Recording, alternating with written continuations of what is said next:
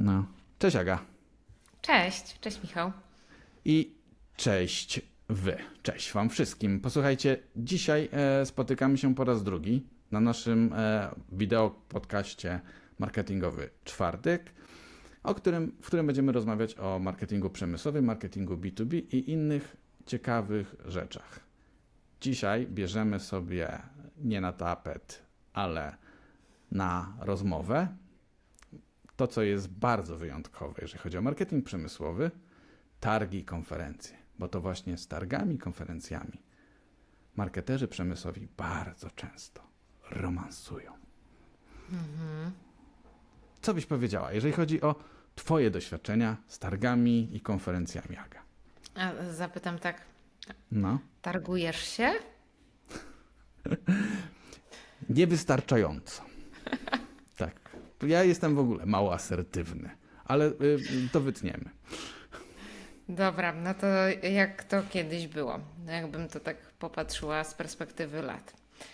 Targi kiedyś w B2B były jednym ze źródeł znajdowania kontaktów klientów, podpisywania umów. Tak się działo. Tak to się zaczęło. Potem wiele lat minęło, no i przyszedł COVID. I ten COVID trochę namieszał.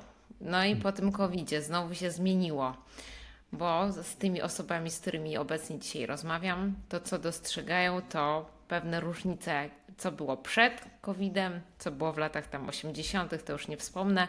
No i jak to teraz dzisiaj wygląda, chociażby z frekwencją i z brakiem właśnie pomysłów na to, jak na tych targach się wystawiać, ale też ja dostrzegam, że targi nie mają pomysłu na to, co zrobić, żeby przyciągnąć odwiedzających. O, i Dokładnie. to są te dwie kwestie, które moglibyśmy sobie dzisiaj poruszyć. Oprócz tego, że konferencje też są bardzo ważne. To się z tobą całkowicie zgadzam, że ja miałam wrażenie, że miałoby się coś zmienić, ale się praktycznie nic nie zmieniło. Jeżeli chodzi o to, jak teraz wyglądają targi, targi wyglądają podobnie jak przed pandemią, chociaż wszyscy mieliśmy nadzieję, że będą wyglądały trochę inaczej. I ogólnie jest taką ja rzecz, którą ja zauważyłem, to targi się dzielą na te, w których hula wiatr i w których jest bardzo dużo ludzi. Po pierwsze, targi są niektóre 3-dniowe, niektóre 4-dniowe i one nie są dopasowane ani, moim zdaniem, do grup docelowych, ani do klientów, ale co o dziwo, cały czas przynoszą pieniądze. No Ale taka jest komu? prawda.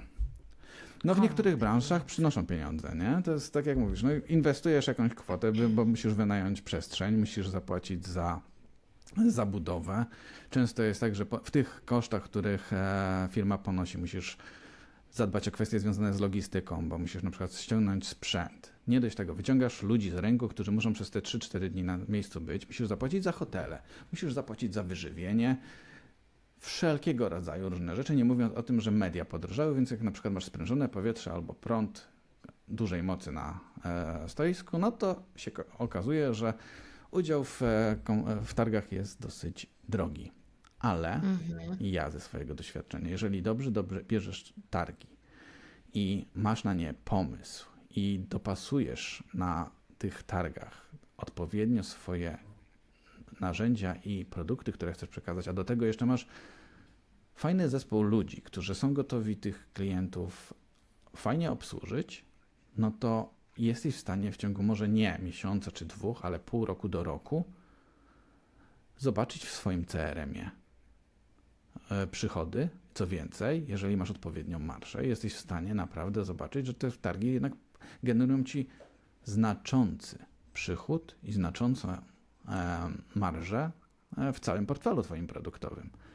A dla nas, Aga, przynajmniej ja jestem święcie przekonany, że się ze mną zgodzisz, marketerów, targi to bardzo fajna rzecz. Jeżeli my pojedziemy na nie i nie tylko zajmujemy się kwestiami organizacyjnymi, czyli tym, że na przykład, nie wiem, ciastek zabraknie, to mamy możliwość przez 3 dni targowe przeprowadzić dziesiątki rozmów z naszymi klientami i zweryfikować nasze postrzeganie ich problemów, tego skąd czerpią wiedzę, tego o co pytają, żeby później móc tworzyć jeszcze lepsze materiały, jeszcze lepsze treści dla nich. Nie mówiąc o tym, że możemy też zweryfikować kanały, jak do nich dotrzeć. Mhm. A wiesz, co ja dostrzegam? Ja dostrzegam tak. Po pierwsze, różnice w targach polskich i zagranicznych to jest raz.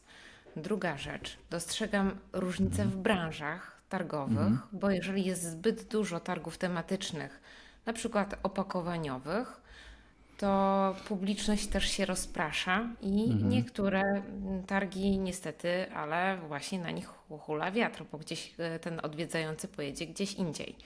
Czyli za dużo targów tematycznych na to samo, na ten sam jakby tą samą grupę tematyczną obszar w tym samym czasie.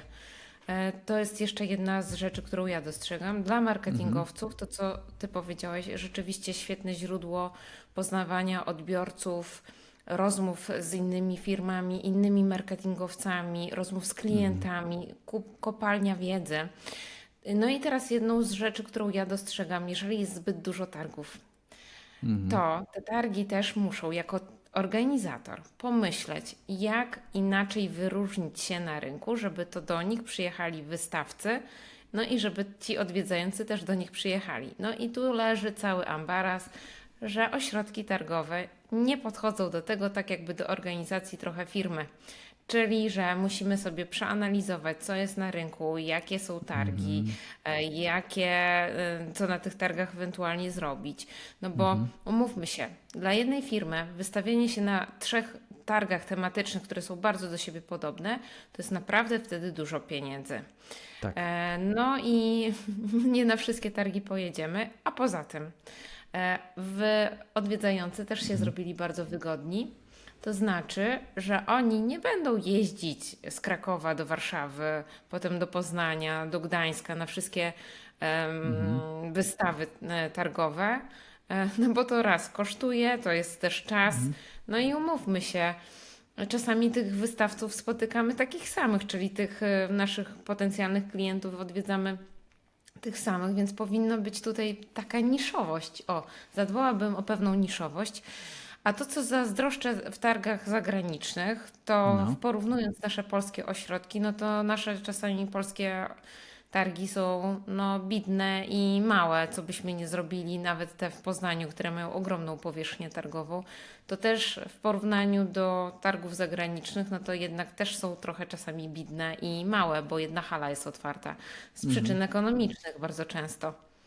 Ale wiesz co, może ci wejść tutaj w słowo, bo zgodzę się, że jest ta różnica i to jest zauważalne, bo chociażby technologicznie się to zmienia, nie? Bo u nas na przykład jeszcze nie ma takich elementów jak na przykład skanowanie tych badży, tych wszystkich identyfikatorów, nie? Które jak gdyby ułatwiają cały proces na przykład obsługi osób, które pracują. Nie mówiąc o jak gdyby takiej imersywnym doświadczeniu, jeżeli chodzi o targi, czyli połączeniu tego elementu cyfrowego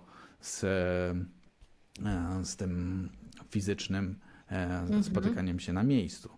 Ale jest jedna rzecz, która jednak się też zmienia. Jednak ludzie na Europie, przynajmniej z tego, co ja słyszałem, to te targi na zachodzie też już muszą się troszeczkę weryfikować, bo udział w nich jest bardzo drogi, ale firmy już zaczynają Właśnie. weryfikować, czy faktycznie im się to zwraca i czy tych kosztów nie lepiej alokować w inne miejsca, nie? Czyli na przykład może jako alternatywę dać taką rzecz, to jest to, co ty wspomniałeś. Mamy ogrom imprez się nagle robi, bo mamy kilka, na przykład w Polsce mamy, nie? Bo mamy Poznań, mamy Kielce, mamy Nadarzyn, tak? A oprócz tego mamy jeszcze mniejsze ośrodki targowe, dajmy na to Kraków, czy jak, nie wiem, Bydgoszcz chociażby, gdzie mamy jakąś taką małą przestrzeń targowo-konferencyjną. I nagle powtarzają się te eventy i teraz ciężko jest, bo kalendarz nie jest z gumy, budżety nie są z gumy i musimy się w tym wszystkim odnaleźć. I teraz trzeba sobie wybierać, czy może warto pojawiać się raz na 2 lata na przykład, bo wiemy, że na przykład jest małe prawdopodobieństwo, że nie wiem, eksperci od przetwórstwa tworzyw sztucznych pojawią się co roku na tej samej evencie i będą mieli te same problemy albo bądź różne problemy, które przyjdą tam szukać rozwiązań, żeby je jak gdyby gdzieś zaadresować. Kolejnym elementem jest to, że jednak dajmy na to, my musimy alokować ludzi i środki na przykład z innych części kraju, a jeżeli jest to ośrodek, dajmy na to w Kielcach, to on w małym stopniu będzie na przykład brał ludzi, będzie miał klientów, nie wiem, z Trójmiasta czy ze Szczecina, nie? I nagle w tym momencie my wszystko musimy... To bym się nie zgodziła z tobą akurat. No, No bo akurat te targi w Kielcach mają też to do siebie, że one zdecydowanie czasami się wyróżniają na tle innych, bo tematyka jest zupełnie inna, więc też ci odwiedzający mogą rzeczywiście do Kielc przyjechać pod warunkiem, że wcześniej sobie zabukują miejsce w hotelu, ale o tym będziemy mówili w kolejnym odcinku. tak, jak się Jedną przygotować. z rzeczy, którą się tutaj wtrącę, to jest jeszcze taka kwestia, o której przed chwilą pomyślałam, to o czym ty mówiłeś, że i teraz właśnie chciałam powiedzieć i mi uciekła myśl, także oddaję tobie głos, a ja sobie próbuję przypomnieć. Wróci. Słuchaj, no i na pewno jedną rzeczą, którą można rozważyć, to jest to, że my nie musimy się uczestniczyć w targach per se, jako jedyni, jako my, jako firma. Możemy znaleźć sobie partnerów i możemy zweryfikować to, czy my chcemy się wystawiać z naszym brandem sami, czy może znaleźć sobie partnera technologicznego, który będzie nam towarzyszył i dzielił się z nami i kosztami, a tak naprawdę lidy nie będą dzielone, tylko będą wspólne na przykład, nie? I teraz sobie trzeba znaleźć, czyli jak ktoś ma młotek, może się z producentem gwoździ alokować, czy na przykład ktoś, kto jest na przykład dostawcą Łączy. systemów ERP, może się połączyć z dostawcą na przykład rozwiązań chmurowych, czy na przykład, jeżeli chodzi o roboty, z producentem chwytaków. Już wiem, co chciałam powiedzieć. No dawaj. Że jest też taki trend, że firmy w ogóle wycofują się z targów z przyczyn ekonomicznych i przerzucają te wszystkie swoje działania do świata tego cyfrowego, a z drugiej strony jest też taki trend inny, że skoro konkurencja jeździ na te targi, to aż głupio nie pojechać na te targi, bo skoro wszyscy są z mojej konkurencji otoczenia i nagle nas nie będzie, no to co będzie? Trzeba Okej. się przekonać. Moim zdaniem, kto nie zaryzykuje, ten się o tym nie dowie. Natomiast Nie pije rzeczywiście szampana. niektóre firmy zmieniają trochę też podejście do tych dużych targów, dlatego zaczynają coś innego robić. I tu chyba byśmy powiedzieli trochę o konferencjach. No, bo ja w ogóle jestem wielkim fanem konferencji, nie? Bo to jest, jeżeli ktoś by w ogóle miał mi powiedzieć, Michał, posłuchaj, wchodzimy w nowy segment, nie? Mamy nową grupę docelową, nie? To pierwsze, co bym w ogóle sobie pomyślał, kupujemy bazę, nie. Posłuchajcie, i wyszukamy sobie konferencji, w której wiemy, że jest w miarę ogarnięty organizator, możemy spytać się innych uczestników, co oni robili na tych targach, na tej konferencji, czy im się to podobało, czy jest w miarę frekwencja, bo często próg wejścia na konferencję jest 1/10 tego, co kosztują targi. Mamy w miarę zapewnioną grupę docelową. Mało to, małe prawdopodobieństwo osób przypadkowych. No i tak naprawdę też nas marketerów troszeczkę mniej na przykład absorbują takie organizacyjnie przygotowane konferencje. Ważne tylko, żeby pamiętać o jednym, że w większości przypadków musimy ogarnąć sobie marketplace, czyli taką część mini targową w takich konferencjach. No i warto by było jednak mieć tą prezentację, prelekcję, udział w panelu. Najlepiej nie tylko i wyłącznie o tym, jak my jesteśmy cudowni, tylko jakie mają problemy nasi potencjalni klienci, jak my możemy je rozwiązać i powiedzieć, że tam niedaleko mamy takie miejsce, jeżeli ktoś by potrzebował konsultacji z naszymi inżynierami, specjalistami, zapraszamy. No i właśnie, i dotknąłeś bardzo ważnego tematu, że to musi być skondensowane dla naszych uczestników, a nie tylko dla samych wystawców.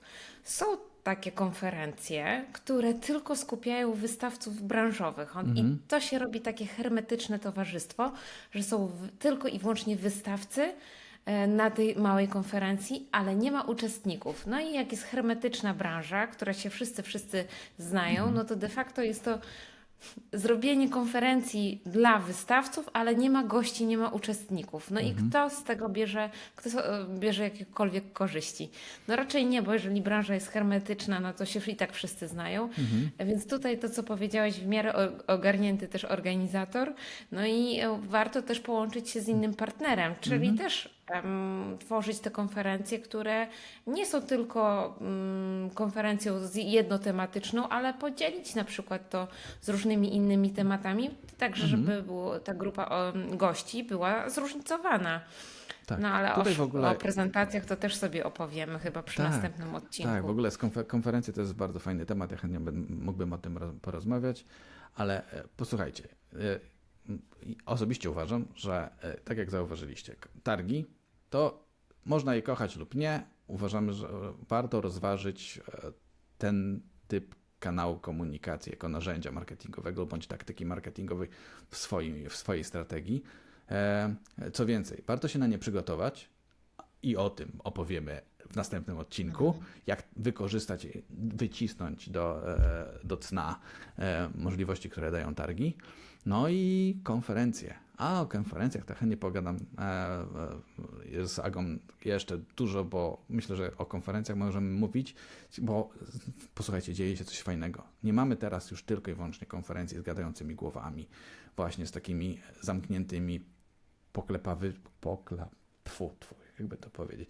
Z ludźmi, którzy się znają i spotykają się towarzysko, na przykład z zaprzyjaźnionych firm, żeby wieczorem sobie degustować różne napoje niegazowane. na Herbatę. przykład. Tak. Ale o tym, Aga, chyba w następnym odcinku. W następnym odcinku zapraszamy serdecznie. Do zobaczenia. Trzymajcie się. Cześć. Cześć, Aga. Cześć. Cześć.